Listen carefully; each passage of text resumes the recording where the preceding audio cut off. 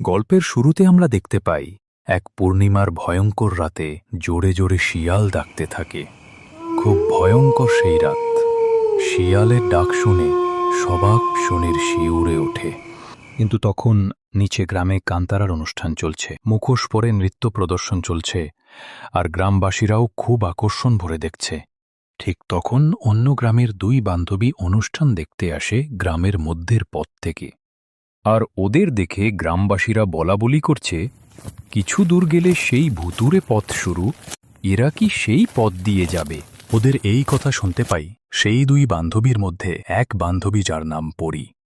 সে তার বান্ধবী মনাকে বলে, মোনা, আমার খুব ভয় করছে এবার কথা শুনে। তখন পরিমোনাকে কে বলে যে, দুর্ভূত বলে কিছুই হয় যত, সব মিথ্যা কথা।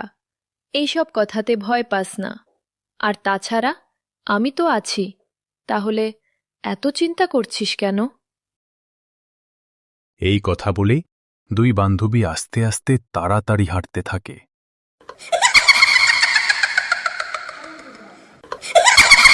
দুজনে হাঁটতে হাঁটতে একটা পথের মধ্যে আসে, যেখানে পাশে পাশে বড় বড় গাছ আর উপরে চাঁদ উঠেছে। ঠিক তখনই তারা এক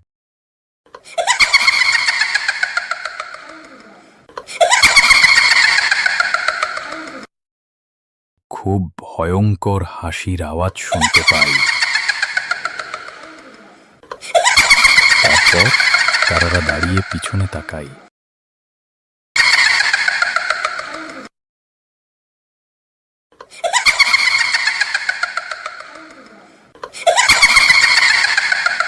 তখন তারা দেখে সেই পেতনি আর কঙ্কাল তাদের পিছনে। তারা এবার জোরে ছুটতে থাকে। তারা ছুটতে ছুটতে একটা বটগাছের তলায় চলে আসে।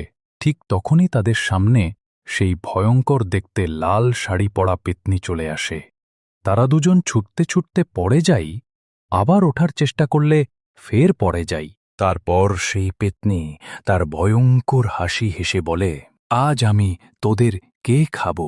তখন পরি ও মোনা বলে, আমাদের দয়া করে ছেড়ে দাও, আমরা তোমার কি ক্ষতি করেছিস? তখন পেতনি বলে, তোদের বর কে গিয়ে কথাটা জিজ্ঞাসা করবি?